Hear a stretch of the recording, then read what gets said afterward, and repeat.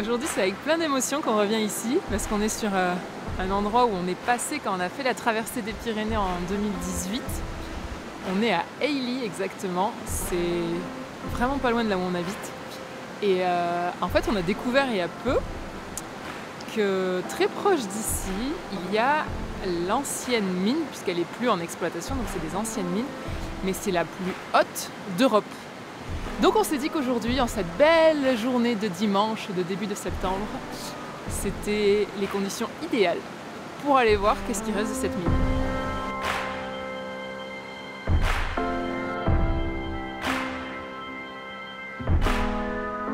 Là on est au parking d'Ailly, on va remonter le GR10 et qui est aussi le GRP Tour du Biros pour monter au cap de Lampayou et la cabane d'Arèche. Puis ensuite on va remonter la ligne de crête pour aller direction le Mail de Bullard où c'est qu'il y a justement le baraquement des mineurs.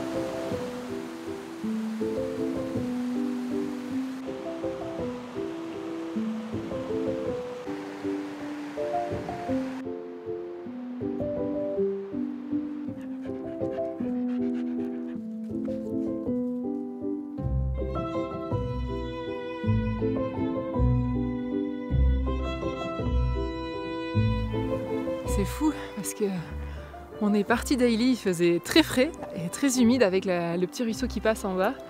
Et dès la forêt, on a pris des thermiques, on a eu très chaud, c'était assez marrant. Et en même temps, c'est fou comment on se rappelle de la traversée des Pyrénées. Il y a des endroits qu'on a reconnus dans la forêt juste en bas. Et là, on est enfin sorti de la forêt.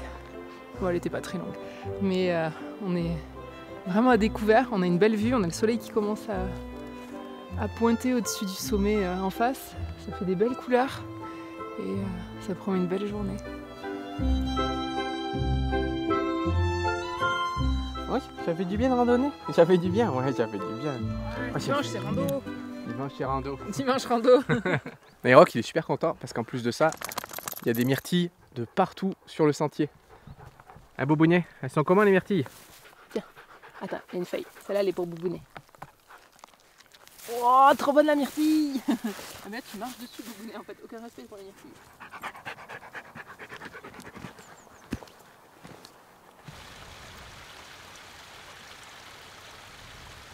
C'est hyper surprenant parce que en plein milieu de la forêt, là on grimpe depuis un moment, et en même temps on tombe sur les vieilles structures du téléphérique de la mine. C'est bluffant de voir ça ici. On s'y attend vraiment pas dans la montée. Ah, tout est resté en place comme si tout le monde était parti hier. Bon, ça a rouillé entre temps et tout, mais on voit les effets du temps, mais c'est quand même des vestiges assez impressionnants, ouais, sur un sentier de rando en fait.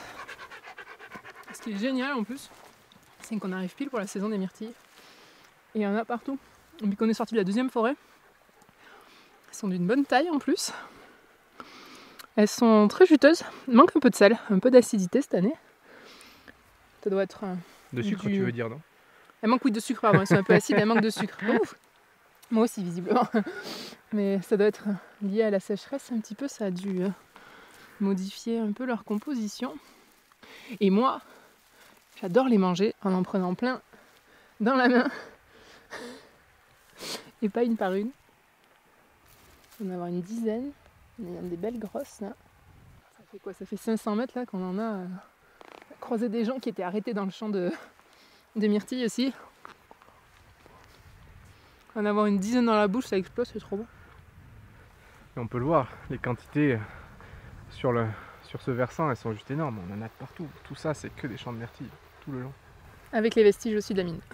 Ouais. Encore. On voit un peu par là des vestiges, et des pieds de téléphérique.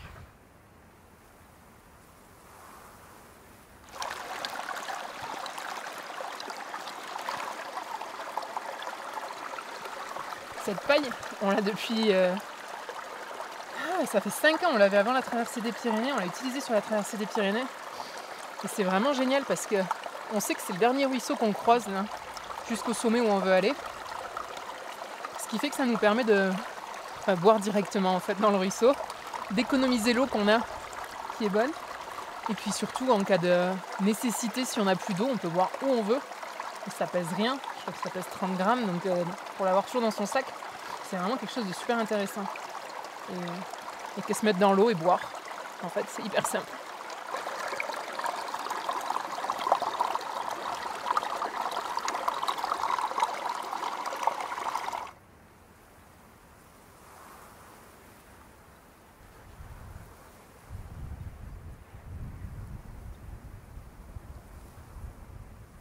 Et juste derrière nous, en fait, il y a la cabane de, c'était cabane de B7, si je ne me trompe pas le nom. Où c'est qu'on avait passé une nuit aussi, on avait passé une super nuit avec un coucher de soleil incroyable. C'est marrant de revenir sur ces sentiers-là et de les découvrir avec un œil différent depuis tout ce temps qui s'est écoulé depuis qu'on a fait la traversée. Ouais, mais maintenant on va quitter le GR10 et là on va emprunter un sentier qu'on connaît pas. Un nouveau sentier et qui va tout droit dans le pentu. Face à nous, on voit des gens qui sont déjà en train d'y monter. Clairement, ça donne pas envie tellement ça monte, mais c'est par là pour récupérer les crêtes et après être sur la ligne de crête. On n'a pas le choix. Doudou, si on donne des friandises, peut-être que tu vas avancer. Ah si. Ah si.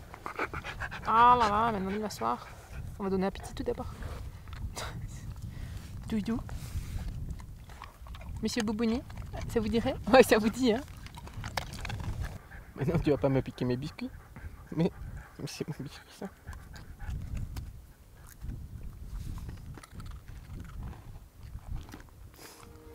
Ils sont bons, hein?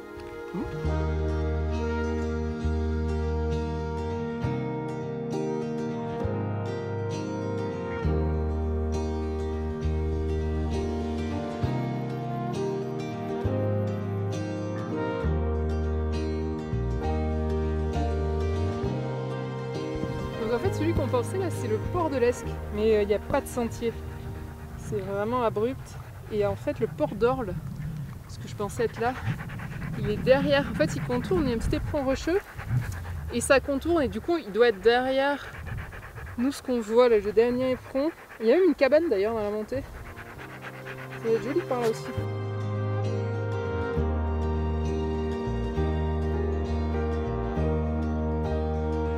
On le voit pas encore, mais la baraque des mineurs en fait elle se situe derrière cet éperon rocheux avec le petit bout de vieux glacier qui reste encore sur le côté, sur la droite.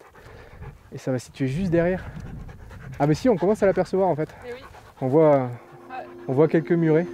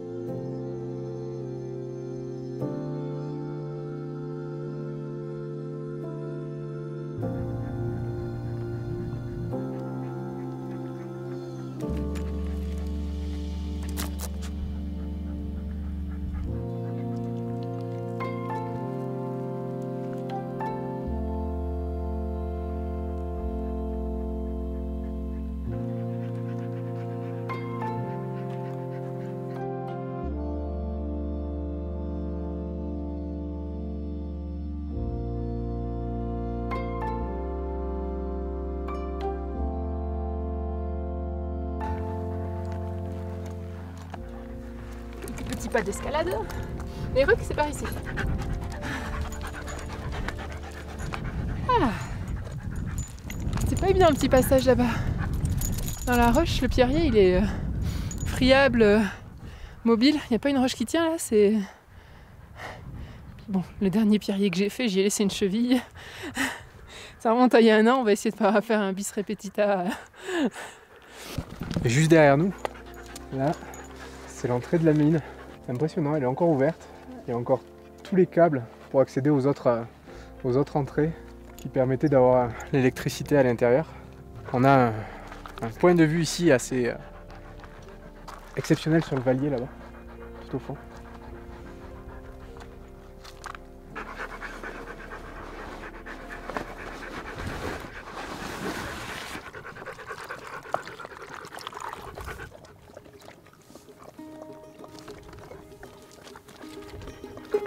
C'est vrai que c'est très beau de voir ça, de voir ces vestiges, mais en même temps, je trouve qu'à vrai dire, ça reste aussi très triste parce que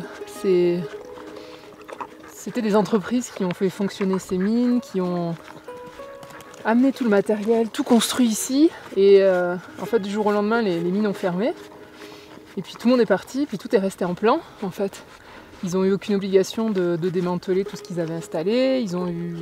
Voilà, donc tout est resté là. Et tout est, certes, maintenant, une trace de l'histoire de ce qui s'est passé ici et du passé minier du Couserans. Mais en même temps, ça n'a un peu rien à faire ici. On va pas se mentir, quoi. C'est un peu triste de voir ça. Enfin, c'est vraiment mon point de vue, mais je trouve que c'est quand même dommage. Ça fait penser un peu aux stations de ski qui sont en train de fermer. Et puis dans 50 ans, dans 70 ans, en fait, on verra toujours les remontées mécaniques des stations de ski aussi. Et puis il y a des gens qui, comme moi, feront quand même, c'est dommage. Mais sachant qu'ici, quand même, cette mine, elle était surnommée la mangeuse d'hommes. Donc je vais pas vous faire un dessin. Elle était... il y a beaucoup de personnes qui ont perdu leur vie ici. Et certes, ça peut être un peu un hommage pour eux, mais en même temps, c'est quand même... Moi, je suis partagée, en fait. Vous nous direz ce que vous en pensez, tiens. Parce que là, c'est vraiment mon point de vue très personnel. Moi, en revanche, il y a quelque chose qui me surprend ici. C'est le silence qu'il y a. Avec le cirque qu'il y a juste face à moi, ça coupe le vent et ça crée un silence assez impressionnant sur ce site qui est abandonné maintenant. C'est un site qui a été exploité de 1901 à 1918 et les mines s'étendent de 2400 mètres de 2400 mètres jusqu'à 2700 mètres. Il y a plusieurs étages et ce qui la rend en fait la mine la plus haute d'Europe. Mais ce silence, il est quand même assez particulier, je dirais. Ouais, on a été juste accueillis par... Il y a un chouka qui a crié un moment. Ça a résonné dans tout le cirque. Petit, ouais. Et puis c'est tout. Il n'y a pas d'autre vie, vraiment, en fait. J'ai l'impression que c'est assez... c'est très lunaire. Et au-delà de ces vestiges des mines, on a quand même la chance d'être entouré par les sommets couseranais qui sont juste magnifiques. On a le Valier là-bas. On a les plus hauts sommets, en fait, du Couserans tout autour de nous. Et... ils sont vraiment majestueux parce qu'il y a la forêt en contrebas, mais plus vite on gagne en altitude et plus ça devient très rocheux et un peu herbeux, mais pas tant que ça. Donc c'est assez beau parce que ça fait vraiment tailler, notamment le sommet en face avec toutes ces nervures comme ça. C'est magnifique à regarder, on pourrait y passer la journée en fait. Et sinon, le Teletubbies, comment il se porte? Alors sinon... Ça, c'est super, parce qu'en plus, je peux sortir ma queue de cheval. Avec Pitito, on est contente, puisqu'on est protégé du soleil. T'as peut-être une tête de con, mais t'es bien.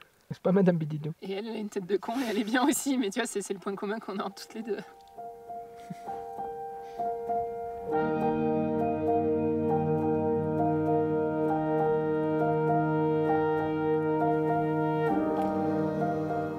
Bien sûr, cette montagne nous convie une fois de plus à l'humilité.